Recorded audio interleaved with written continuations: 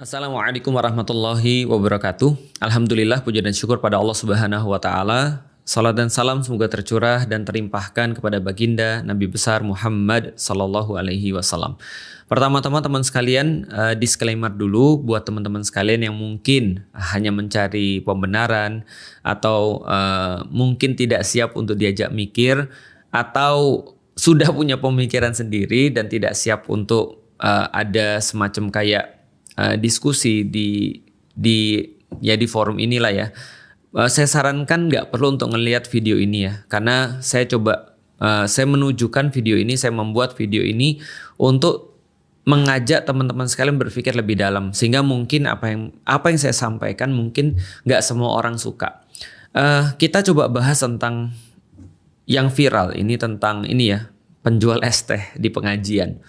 Tapi saya nggak mau cuma bahas soalan kejadian itu aja, karena saya berpikir ada sesuatu yang lebih dalam yang lebih perlu kita bahas ketimbang cuma membahas tentang peristiwanya aja.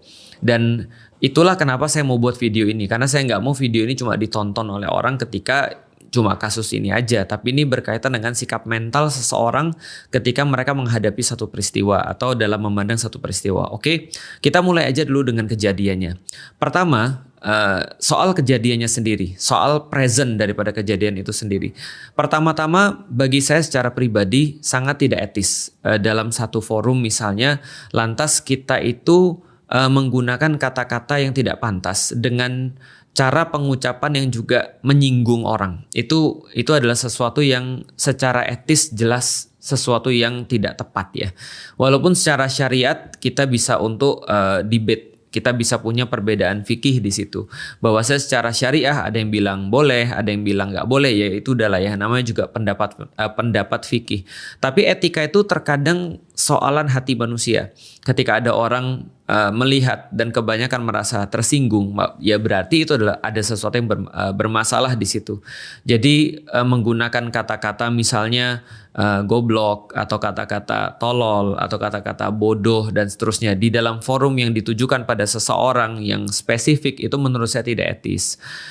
Andai pun kita ingin mencontohkan, maka biasanya dicontohkan ya anonim kan gitu kan ya. Misalnya contoh, siapapun yang mereka itu menyakiti istrinya, pakai kekerasan dalam rumah tangga, itu pasti bajigur. Nah, itu tidak ada masalah karena yang disindir itu anonim, tapi menunjuk orang itu termasuk salah satu yang problematis dalam pandangan saya.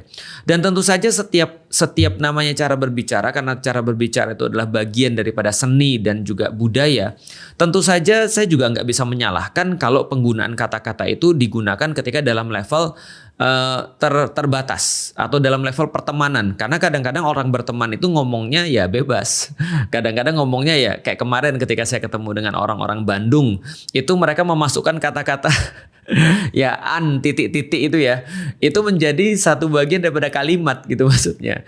Jadi untuk merasa asik, untuk merasa happy dan seterusnya. Nah, itu mereka menggunakan kata-kata itu yang kadang-kadang kalau dilihat oleh orang yang bukan circle-nya itu kelihatan kayak kasar, padahal bagi mereka itu adalah sebuah seni dalam berbicara dan seni dalam berteman.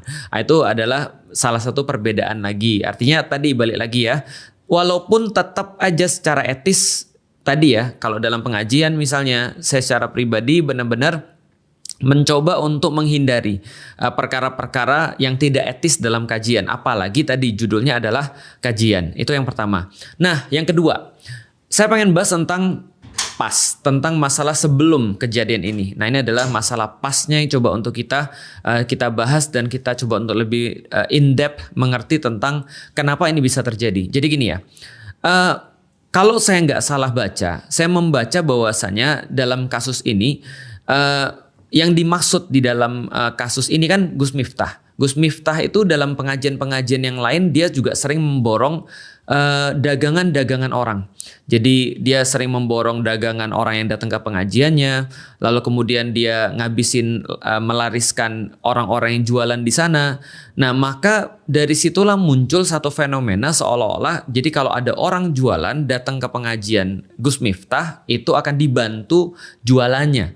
Nah, saya melihat itu yang akhirnya menjadikan sebuah trigger bahwa ada seorang bapak-bapak, walaupun sekali lagi Saya tidak mengatakan bahwasanya walaupun saya menceritakan latar belakang ini lantas jadi pantas untuk mengucapkan kata-kata tadi. Itu udah kita selesaikan di poin pertama. Poin keduanya adalah saya membahas kenapa fenomena ini bisa terjadi. Jadi kenapa ada bapak-bapak datang lalu kemudian dia berharap agar dagangannya laris di situ. Nah, ini adalah satu sikap mental yang dibentuk oleh kejadian-kejadian sebelumnya. Misal, ketika Gus Miftah melariskan dagangan orang, beliin misalnya minuman untuk orang-orang yang ada di pengajiannya, dan saya lihat juga itu banyak terjadi di tempat-tempat yang lain oleh ustadz-ustadz yang lain juga. Maka wajar ketika ada orang yang datang bawa dagangannya, dia berharap dilariskan. Dan menurut saya ini adalah sesuatu sikap mental yang juga kurang tepat.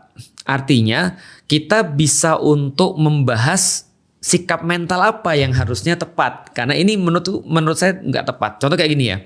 Ada juga terjadi pada konten-konten creator yang lain. Mungkin teman-teman juga sudah tahu dan pasti menyadari. Ada banyak konten-konten creator yang lain yang menjadikan kesulitan sebagai komoditas. Jadi mereka itu menjadikan orang-orang yang minta-minta, menjadikan orang-orang yang jualan, menjadikan orang-orang yang seolah-olah susah, itu menjadi komoditas untuk menaikkan konten-konten mereka dan menaikkan exposure di dalam akun mereka. Misal ketika ada orang ngelihat, wah ini kalian lagi kesulitan ya, nih gue bantu gitu kan ya. Ini lagi susah lu ya, nih gue bantu. Atau nih gue ambil seluruh dagangan lu, satu gerobak gue beli deh, bagiin pada semua orang. Nah akhirnya muncul apa? Muncul pandangan orang bahwasanya harusnya tuh itu yang wajar. Harusnya tuh kayak gini, ini tuh sudah wajar, aku tuh wajar dibantu, aku tuh harus dibantu. Nah menurut saya ini mungkin mental yang gak tepat. Kejadian pada konten-konten creator semacam ini bukan cuma satu atau dua orang, adalah orang-orang datang ke dia untuk minta bantuan. Kan gitu, karena di dalam kepala orang ketika ngelihat kontennya, bahwasanya orang-orang ini memang membantu. Mereka nggak ngerti bahwa itu cuma konten gitu maksudnya. Nah ketika mereka datang untuk minta bantuan pada konten creator tadi, adalah yang dimaki-maki, adalah yang kemudian curhat. Akhirnya konten creator ini mental orang Indonesia nggak benar semuanya, minta-minta semuanya. Bro, kan lu yang buat. Lu yang buat kejadian itu. Lu yang meng-create ada segmentasi pasar itu. Nah maka ketika orang-orang ini akhirnya menjadi berharap pada orang-orang yang membantu itu, jadinya kemudian di komen juga. Akhirnya dijadiin problematis juga. Padahal yang meng-create itu adalah justru para konten-konten creator yang tadi. Contoh misalnya ya, kayak gini nih. Ada konten creator yang bikin di Instagramnya, siapapun yang mau aku bantu, aku mau giveaway nih 2 juta buat kalian. Coba sampein kesulitan-kesulitan kalian sehingga aku harus giveaway kepada kalian. Dalam kepala orang apa? Oh dia bisa bantu orang. Maka dia mulai tuh DM-ini konten creator ini, gue perlu bantuan dong, dan segala macam. Terus dia baca, terus dia ngeluh, kok orang Indonesia gini ya, kok orang Indonesia mentalnya minta-minta ya, dan segala macam. Nah padahal ini yang dijadikan sebagai komoditas tadi. Nah itu adalah yang kedua. Kenapa ini bisa terjadi? Artinya yang saya khawatirkan ketika ada orang bereaksi berlebihan. Sekali lagi mungkin teman-teman juga nggak setuju, juga nggak ada masalah ya. Karena ini juga namanya diskusi. Saya cuma menyampaikan kekhawatiran saya tuh alasannya tuh apa. Yang saya khawatirkan contoh ya, ketika dalam kasus ini terjadi orang-orang rame-rame nyari bapaknya, pengen bantu bapaknya, pengen kemudian memberikan bapaknya. Tapi bisa nggak sih kita berpikir bahwa hal ini justru akan menjadikan sesuatu yang lebih parah di esok harinya? Seolah-olah misalnya bahwa setiap orang harus dibantu. Nanti orang-orang akan bilang, kalau bapak-bapak tadi yang menjual es teh tadi dibantu oleh kalian mau untuk umrohkan misalnya, kalian mau untuk bantu dia misalnya, atau kalian mau untuk apa misalnya, lalu kenapa saya nggak dibantu? Padahal saya lebih susah daripada bapak-bapak tadi. Ada orang-orang nanti berpikiran demikian. Yang saya khawatirkan adalah nanti mental-mental orang itu tidak punya mental usaha atau tidak punya mental untuk berusaha keras untuk mencapai sesuatu. Sebagai seorang muslim, kita harus membantu orang. Tapi sebagai orang muslim juga, kita juga punya sebuah sikap mental untuk tidak menyusahkan orang lain. Jadi tidak menadah, tidak meminta-minta, dan seterusnya. Tapi di sisi lain juga kita harus membantu orang. Idealnya sih kita ngelihat orang sebelum dia minta bantuan, kita sudah bantu karena kita tahu mereka sulit. Idealnya seperti itu tadi. Tapi saya nggak pengen mental minta-minta ini juga, atau mental untuk berharap dikasihani orang, atau mental dia menunggu untuk dibantu sama orang. Saya juga nggak pengen mental ini ada di antara kaum muslimin, karena ini berbahaya juga. Sehingga nanti yang saya khawatirkan ada orang-orang yang ketika dia datang ke ustadz, dia merasa bahwa ustadz itu wajib untuk bantu dia. Gitu maksudnya. Kamu kan orang baik, kenapa kamu nggak bantu aku? Ini kenyataan. Saya pernah ketemu dengan seorang mualaf. Mualaf ini kemudian minta ketemu sama saya. Lalu kemudian dia ketika minta ketemu sama saya tuh waktu itu lagi Jumatan. Nah, lalu kemudian ya saya bilang dong, ya udah kita Jumatan dulu aja. Ketika kita Jumatan, pas saat itu khotib itu lagi ceramah tentang sedekah dan keutamaan untuk mengutamakan orang lain dibandingkan diri sendiri. Nah, jadi ihsar kepada orang lain, mengutamakan orang lain dibandingkan diri sendiri. Beliau cerita tentang, khotibnya ini bercerita tentang para sahabat yang mengutamakan sahabat yang lain, tentang bagaimana semangat mereka bersedekah, semangat mereka dalam memberi, bahwa Islam ini adalah agama yang memberi, bagaimana penyesalan orang-orang yang tidak bersedekah dengan maksimal ketika di yaumil kiamat dan seterusnya. Nah, setelah itu mualaf ini ngomong dengan saya tahu sebenarnya mualaf ini perlu bantuan. Cuman kan tadi ya, kita tuh harus membantu dengan bijak. Dia bilang gini, saya mau ngetes ustadz ini. Ustadz yang tadi ngomong, tadi pengkhotbah tadi, saya mau ngetes. Kan dia kan ngomong tentang masalah memberi. Mau nggak dia memberikan harta dia bagi saya? Karena dia sudah berpendapat seperti itu. Nah, di titik itu kemudian saya bilang, bro, nggak gitu konsep di dalam Islam. Konsep di dalam Islam itu adalah seorang muslim itu tangan di atas lebih bagus daripada tangan di bawah. Artinya orang-orang yang punya itu akan berbagi, dan orang-orang yang nggak punya itu nggak akan minta. Jadi nggak serta-merta kita merasa bahwa orang harus bantu kita. Nggak gitu. Yang harus adalah kita harus bantu orang. Itu mental. Meskipun kita nggak punya uang, kita harus bantu orang. Meskipun kita nggak punya uang, kita nggak mau nyusahin orang. Itu adalah mental seorang muslim yang harusnya ada. Dan itu yang coba untuk saya sebarkan juga kepada orang-orang. Makanya saya bilang gini ya. Contoh misalnya ya. Ada orang-orang, ini juga saya alami. Ustadz, kita ini kan sama-sama orang yang dakwah ya. Kalau orang-orang dakwah kan harusnya saling bantu-membantu, karena kita seperti satu tubuh. Terus pakai dalil lagi gitu kan ya. Innallaha yuhibbul ladzina yuqatiluna fi sabilihi shaffan. Gitu kan ya, ka'annahum bunyanun marsus. Sesungguhnya Allah menyukai orang-orang yang kemudian berperang di jalannya, berjuang di jalannya dengan cara seperti bersatu, seolah-olah mereka seperti batu bata yang bersusun kan gitu kan ya, atau seperti bangunan yang bersusun. Artinya kita tuh kan satu tubuh, Ustaz. Rasul juga bilang kita satu tubuh. Nah, kalau kita satu tubuh, apalagi kita sama-sama orang dakwah, masa sih kita nggak saling membantu? Nah, ini tolong Ustaz, ini saya lagi ada anak-anak belum bayar sekolah, tolong Ustaz ini dibantu karena kita tuh satu tubuh. Saya bilang gini, dalil itu bukan untuk dieksploitasi untuk kepentingan sendiri, tapi sebenarnya untuk kepentingan orang lain, bukan untuk kita. Karena saya bilang, bro, mohon maaf, kalau saya punya anak, lantas anak saya terus kemudian saya nggak mampu untuk biayain sekolah, mohon maaf, saya akan berhentiin anak saya dari sekolah. Kenapa? Simple. Karena saya punya pilihan untuk anak saya sekolah atau tidak. Gitu loh maksudnya. Artinya ini penting banget soalan mental. Makanya kalau kita sekarang kemudian menunjukkan rame-rame untuk kemudian menolong bapak tadi, itu bagus. Cuma tolong dipikirkan caranya biar nggak memunculkan masalah yang baru.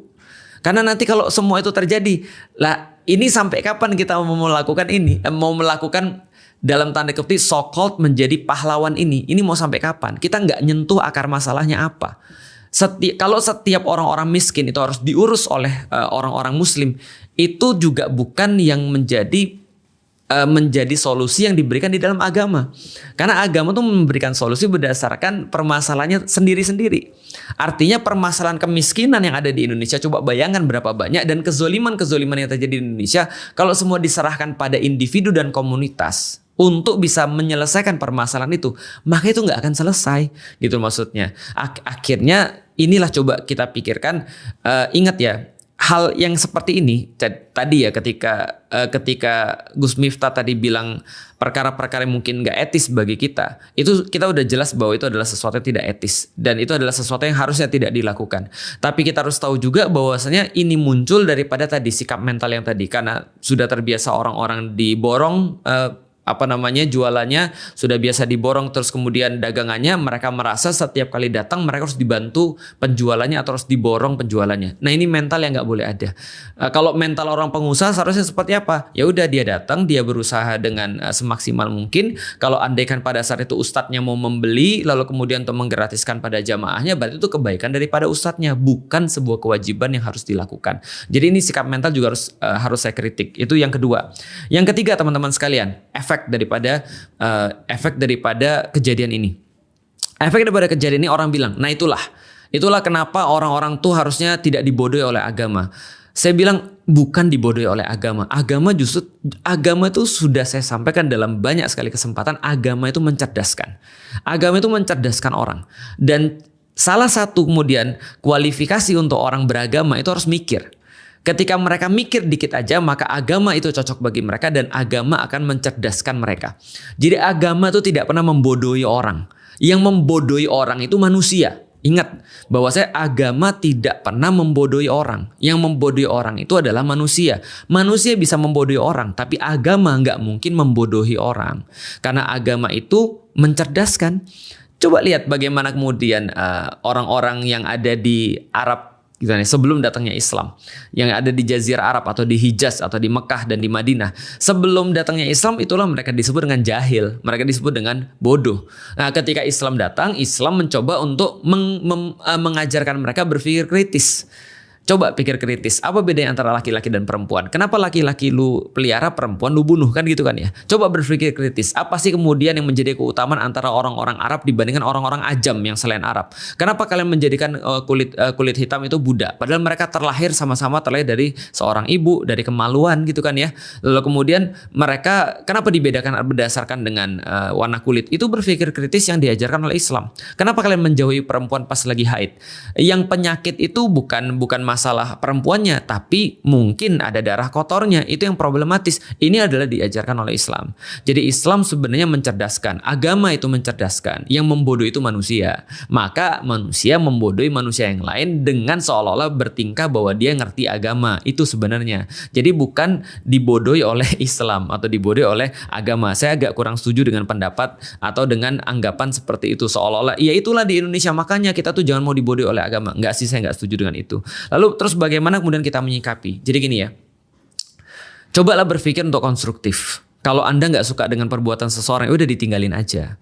Kalau Anda nggak suka dengan cara seseorang dalam merespon sesuatu, misal dalam kasus ini misalnya Gus Miftah misalnya, ya udah ditinggalkan aja. Kita nggak perlu untuk menghujat. Kita nggak perlu untuk semacam kayak ya melakukan hal yang sama. Contoh misalnya kita bilang, wah bener-bener ya segala macam lah. Saya nggak mau masuk ke situ ya. Artinya kalau kita nggak suka, kita lebih konstruktif aja. Berarti idealnya pengajian menurutmu seperti apa? Kalau idealnya menurutmu pengajian adalah harusnya mengajak orang untuk berpikir kritis, ya ayo kita bantu orang-orang yang kita anggap menaikkan berpikir kritis dalam kajian-kajian.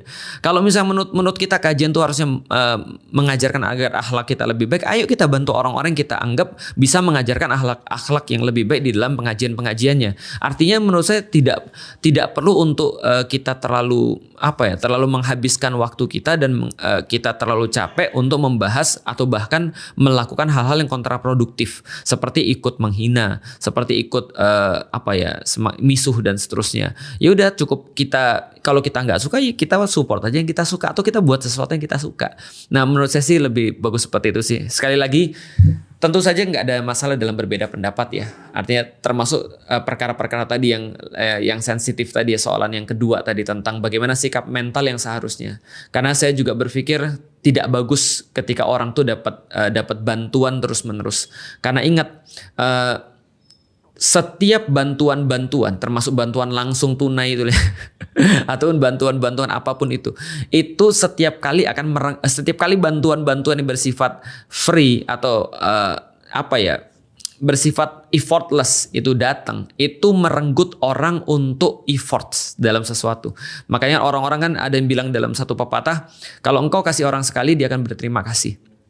Kalau engkau kasih orang 2 kali dia akan merasa biasa. Kalau engkau kasih orang 3 kali dia akan expecting. Kalau engkau kasih orang 4 kali dia mulai merasa bahwa ini adalah sesuatu yang seharusnya. Kalau engkau kasih orang berapa kali tadi? 4 kali ya? 5 kali. Itu dia mulai marah kalau kamu gak ngasih. Dan saya nggak tahu. Tapi kalau saya bukan meyakini, saya mengalami itu berkali-kali dalam hidup saya. Sehingga saya mencoba untuk lebih selektif dan bijaksana karena tidak semua yang kita kasih itu